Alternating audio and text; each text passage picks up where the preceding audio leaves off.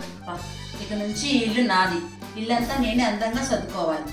ఈ ఏను ఇటు పెట్టేస్తే బాగుంటదేమో. ఏంటమ్మాయి తెగ సర్దేస్తుందో? అటు ఇటు ఇటు అటు ఏం సర్ద మాకు. ఎక్కడున్నాయో అక్కడే ఉంచు.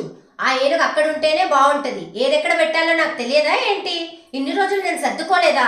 ఈ కొత్త కోడళ్ళు ఉన్నారే, తెగ హడావిడి చేసేస్తుంటారు. ఇన్ని రోజులు మేము సంసారం చేసుకోలేదా ఏంటి?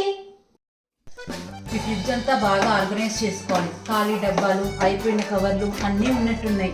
ఎంతైనా ఈ ఇల్లు నాదే కదా, బాగా సర్దుకోవాలి. ఇదిగో అమ్మాయి, మళ్ళీ సర్దడం స్టార్ట్ చేసావా? ఇంత ముందే చెప్పాను కదా ఎక్కడ ఉండాలని. ఫ్రిడ్జ్ లో ఏం పెట్టాలో నాకు తెలియదా ఏంటి? ఇన్ని రోజుల నుండి పెట్టట్లేదా ఏంటి?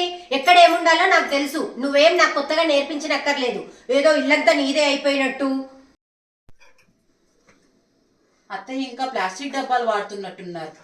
ఖాళీ గాజు సీసాలు కూడా ఉన్నాయి. ఇది ఇందులోకి మారుస్తే బెటరేమో. ఎందుకైనా మంచిది, ఓ మాట అడుగుదాం. అత్తయ్య, ఈ ప్లాస్టిక్ డబ్బాలు గాజు సీసాలోకి మార్చమంటారా?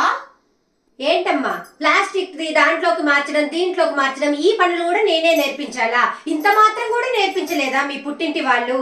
అవి కూడా నేనే చెప్పాలా నీకు?